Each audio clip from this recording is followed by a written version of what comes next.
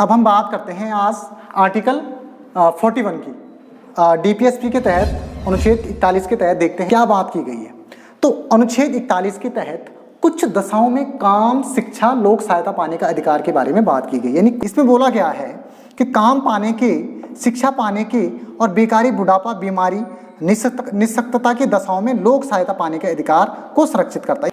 अब इसको समझ लीजिए क्या है। आर्टिकल 41 बोल रहा है कि कुछ दशाओं में जो लोग सही हैं उनको काम भी मिलना चाहिए, जो लोग बेकार हैं, जिनके हाथ पाँव सही नहीं है, चाहे कोई निःशक्त है, कोई बूढ़ा है, बेकारी, बुढ़ापा, बीमारी, तो ऐसी स्थितियों में कुछ दशाओं में ऐसे व्यक्तियों को जो काम नहीं कर सकते हैं, जो अपना जीवन निर्वाह नहीं कर सकते हैं, तो उनको सहायता पाने का अधिकार को क्या करता है, संरक्षित करता है आर्टिकल 41। कहने का मतलब यहाँ पे ये है, मैं दोबारा बता रहा हूँ कि काम पाने का, ठीक है, शिक्षा पाने का, आर्टिकल 41 में हमें काम मिलना चाहिए। अगर हम काम करना चाह रहे हैं तो हमें काम भी मिलना चाहिए। शिक्षा पाने का भी, शिक्षा भी हमें मिलनी चाहिए अगर हम शिक्षा लेना चाह रहे हैं। और साथ ही साथ अगर हम निःशक्त हैं, बीमार हैं, बूढ़े हैं, ठीक है, तो ऐसी अवस्थाओं में हमें सहायता पाने के उपबंधों को का संरक्षण करता है आर्टिकल 41।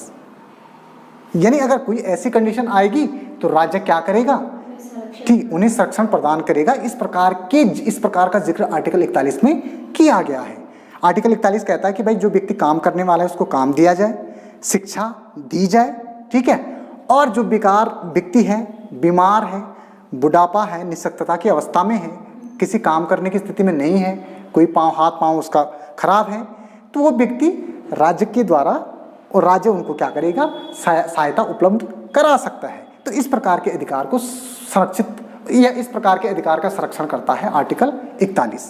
तो यानी राज्य इस प्रकार के कोई भी प्लानिंग फर्दर फ्यूचर बना सकता है, काम को लेकर के, शिक्षा को लेकर के, या फिर जो लोग काम करने की स्थिति में नहीं हैं उन लोगों को सहायता मुहैया करा सकता है, ठीक है। और किसके तहत कराएगा, आर्टिकल 41 के तहत कराएगा। तो इस प्रकार का उपबंध आर्टिकल 41 में किया गया है। समझ में आ गया।